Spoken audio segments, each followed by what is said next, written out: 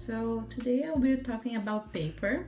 I'm gonna start with the arches, so I'm gonna set those two apart, and I'm gonna basically talk about those 5 types.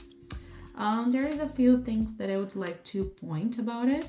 So basically, arches has like 3 different basically paper weights. So one is 140. Those are all 140, 90, and 300. So this one is less thicker than this one. I don't know if you can see on the video, but basically, yeah, that's it. And this one is in the middle, is the one that you probably can find easier on the market. And the one that I like to work more is those two. But all of them, they have specific things for, like, I always choose any of them for specific reasons. Basically, I'm gonna start to tell.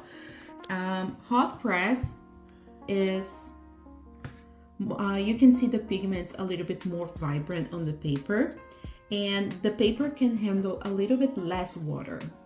So when you use this paper, you have to be more precise. It's good for line work, detail. The paper is very smooth because it's a hot press paper. But if your skills are not there yet, you're probably gonna struggle with this paper.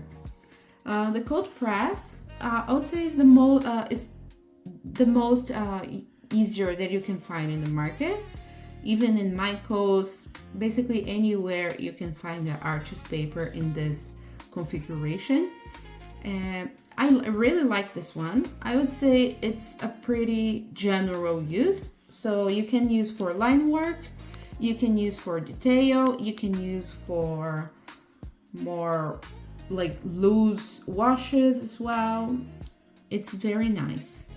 But it's a little bit more absorbent than the hot press, so that's why if you want to use more water or a lot of layers, I usually recommend cold press instead of hot press. And there we go, we have the rough. Rough, I really like it, but you have a lot of texture in the paper. So depending, if it's for detail things like flowers, cars, even houses, I don't recommend it. But if you have more loose style for watercolor, you might gonna like this one.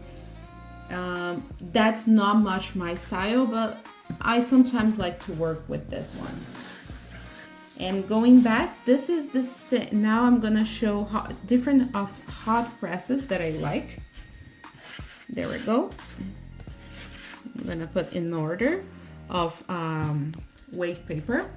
So they're all hot press. This one, it's very thin paper. You can use for sketches, or if you're not gonna use as much layers, I like to use that one.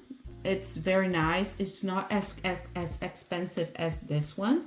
So if you want to save a little bit of money, even if you want to do like a journal travel or something, I really like to use this one.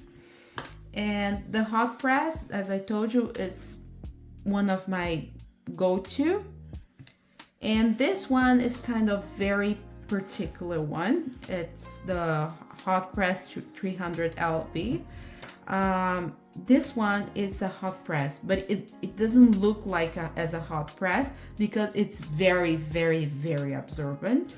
It's almost the same as absorbent as the rough one. Because he's very thick, he absorbs the pigment in a different way than this one absorbs. As you can see, even the vibrance is not the same. You can see it's more pigment in this one than in this one.